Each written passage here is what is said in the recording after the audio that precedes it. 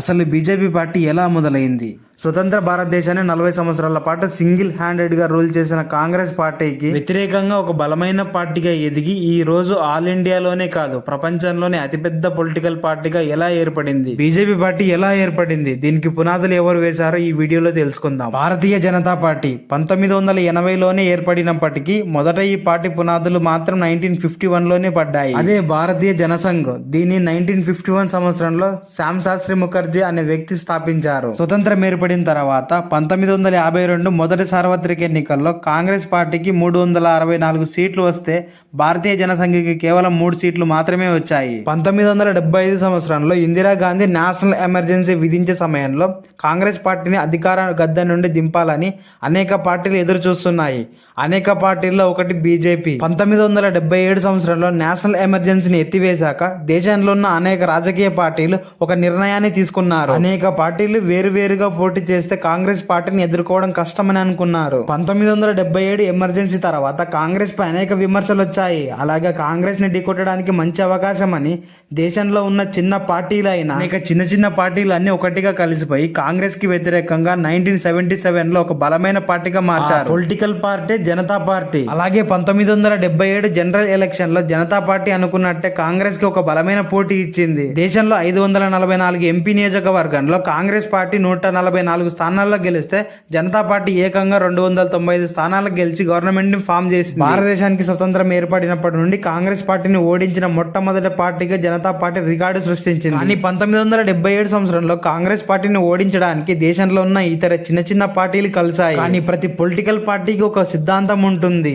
దీని వల్ల వారి మధ్య విభేదాలు ఏర్పడ్డాయి. 1977 సంవత్సరంలో కాంగ్రెస్ పార్టీని ఓడించాక అధికారంలోకి అనేక పార్టీలు ఉండడంతో వీరిలో ఎవరు ప్రధాని అవుతారనేది పెద్ద క్వశ్చన్ మార్క్ ఏర్పడ్డాయి. చివరిగా జనతా పార్టీ నుండి మొరార్జీ దేశాయ్ ప్రధానమంత్రిగా, చరణ్ సింగ్ ని హోమ్ మినిస్టర్ గా, జగజ్జీవన్ రామ్ డిఫెన్స్ మినిస్టర్ గా చేశారు. అధికారంలోకి రాగానే మొదటగా ఇందిరాగాంధీ మీద వెంటనే కేసు ఫైల్ చేసి అరెస్ట్ చేశారు. ఇందిరాగాంధీ గారిపై కేసులు మాత్రం కోర్టులో నిలబడలేదు. దీని కారణంగా ప్రధాని అయిన మొరార్జీ దేశాయ్ చరణ్ సింగ్ పై కోపంతో పదవి రాజీనామా చేయమని ఫోర్స్ చేశారు. మెల్లగా జనతా పార్టీ మహాకూటమిలో చిన్నగా వీరి మధ్య గొడవలు మొదలైనవి. జనతా పార్టీ అధికారంలో ఉన్న సమయంలోనే బీహార్, యూపీలో హిందువులకు, ముస్లింలకు మతపరమైన ఘర్షణలు ఏర్పడ్డాయి. ఘర్షణలకు కారణం భారత జనతా పార్టీలో ఉన్న ఆర్ఎస్ఎస్ కారణమని ఆ పార్టీలో ఉన్న వారు విమర్శించారు. ఆర్ఎస్ఎస్ అంటే రాష్ట్రీయ స్వయం సేవక్ సంఘ్. ఇదొక హిందూ మతానికి చెందిన ఒక వాలంటరీ ఆర్గనైజేషన్. ఈ ఆర్ఎస్ఎస్ కి మరియు జనతా పార్టీకి సంబంధం ఏంటి అనుకుంటున్నారా? జనతా పార్టీ అనేది మహాకూటమి. ఆ కూటమిలో ఉన్న చిన్న పార్టీ అయిన భారతీయ జనసంఘకి చెందినది ఆర్ఎస్ఎస్. బీహార్, యూపీలో ఏర్పడ్డ మత ఘర్షణలో ఆర్ఎస్ఎస్ ఉండడం వల్ల భారతీయ జనసంఘ నాయకుడైన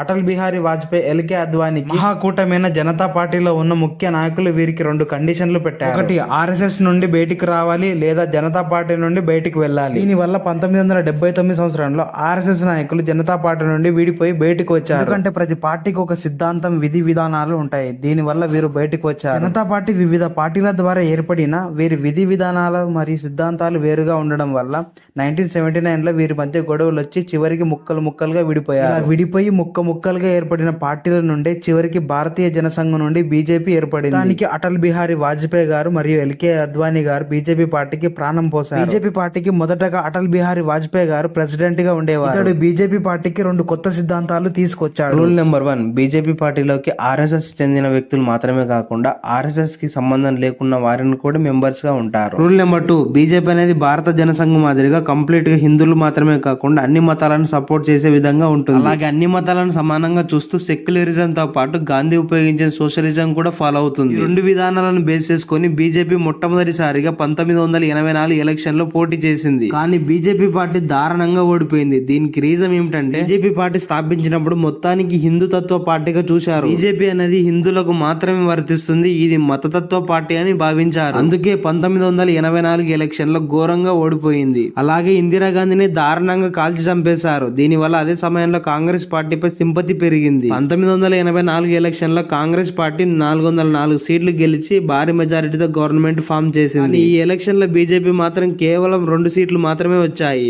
అయితే ఆ సమయంలో ఏ జాతీయ పార్టీకి కూడా పార్లమెంట్ లో సరైన సీట్లు రాలేదు. అప్పుడే ఎన్టీ రామారావు తెలుగుదేశం పార్టీ నుండి 30 ఎంపీ సీట్లు గెలుచుకొని పార్లమెంట్ లో కాంగ్రెస్ పార్టీకి ఆపోజిషన్ పార్టీగా నిలబడింది. మొట్టమొదటిసారిగా తెలుగుదేశం పార్టీ రికార్డు సృష్టించింది. దీని వల్ల బీజేపీ పార్టీ ఈ ఎలక్షన్ లో ఓడిపోవడం ద్వారా బీజేపీ ప్రెసిడెంట్ గా ఉన్న అటల్ బిహారీ వాజ్పేయి స్థానంలో ఎల్కే అద్వానీ గారు వచ్చారు. బీజేపీ పార్టీ ఎదుగుదల మొదలైంది. ఎందుకంటే అయోధ్య కొరకు బాబ్రీ మసీద్ కూల్చివేతలో బీజేపీ పార్టీ ముఖ్య కారణం. 1990 సెప్టెంబర్ 25వ తేదీన విశ్వ హిందూ పరిషత్కు సహాయంగా బీజేపీ పార్టీ నిలిచింది.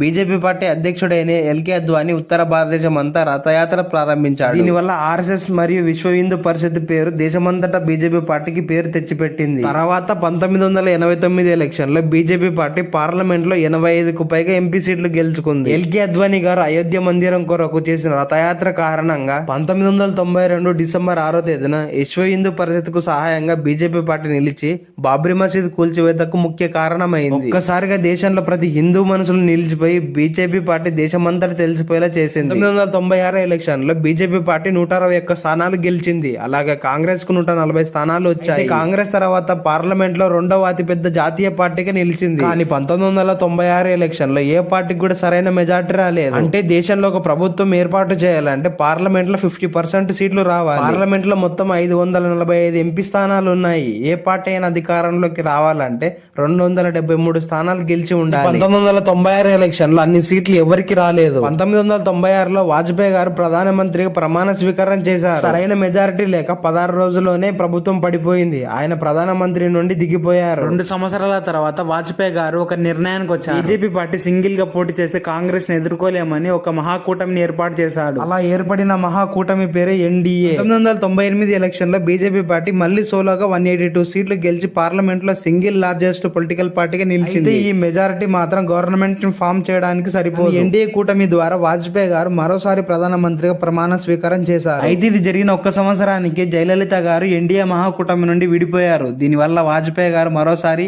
పీఎం పదవి నుంచి రాజీనామా చేయాల్సి వచ్చింది. 1999 సంవత్సరంలో మరోసారి ఎలక్షన్లు జరిగాయి. ఈ ఎలక్షన్ లో బీజేపీకి సోలోగా 183 సీట్లు వచ్చాయి. వాజ్పేయి గారు స్థాపించిన ఎన్డీఏ కూటమికి 303 సీట్లు వచ్చాయి. కాంగ్రెస్ పార్టీకి వ్యతిరేకంగా బీజేపీ పార్టీ భారీ మెజారిటీతో గవర్నమెంట్ ఫామ్ చేసేందుకు అవకాశం వచ్చింది. చివరికి 1999 నుండి 2004 వరకు ఎలాంటి వివాదాలు లేకుండా బీజేపీ పార్టీ గవర్నమెంట్ రన్ చేసింది. బీజేపీ పార్టీ గురించి దేశమంతటా పాపులారిటీ మరియు ప్రజలకు తెలిసేలా చేసింది ఎల్కే అద్వానీ గారు. కానీ కాంగ్రెస్ పార్టీని ఎదుర్కొనేందుకు ఎన్డీఏ మహాకూటమిని ఏర్పాటు చేసింది మాత్రం వాజ్పేయి గారు. అందుకే వాజ్పేయి గారిని బీజేపీ నాయకులు అంత గొప్పగా ఆదరిస్తారు. 2004లో జరిగే ఎలక్షన్ కోసం కాంగ్రెస్ పార్టీ బీజేపీ కూటమైన ఎన్డీఏకి గట్టి పోటీ కోసం యూపీఏ అనే కొత్త కూటమిని ఏర్పాటు చేసి చివరికి 2004 నుండి 2014 వరకు కాంగ్రెస్ పార్టీ అధికారంలోనే ఉన్నది. 2014 వరకు ఉన్న కాంగ్రెస్ పార్టీపై చాలా విమర్శలు వచ్చాయి. చివరికి 2014 నుండి బీజేపీ పార్టీ నరేంద్ర మోడీ నాయకత్వంలో 2023 వరకు కాంగ్రెస్ పార్టీని నామరూపాలు లేకుండా చేసింది. నరేంద్ర మోడీ 2014 సంవత్సరంలో ఎన్డీఏ నాయకత్వంలో బీజేపీ పార్టీ నుండి ప్రధానమంత్రిగా ప్రమాణ స్వీకారం చేశారు. నరేంద్ర మోడీ ముఖ్యంగా అంత ఆదరణ పొందడానికి కారణం ఏంటి? 1990 సంవత్సరంలో అయోధ్య మందిరం కోసం ఎల్కే అద్వానీ గారు రథయాత్రలో పాల్గొన్నప్పుడు నరేంద్ర మోడీ ముఖ్య పాత్ర పోషించాడు.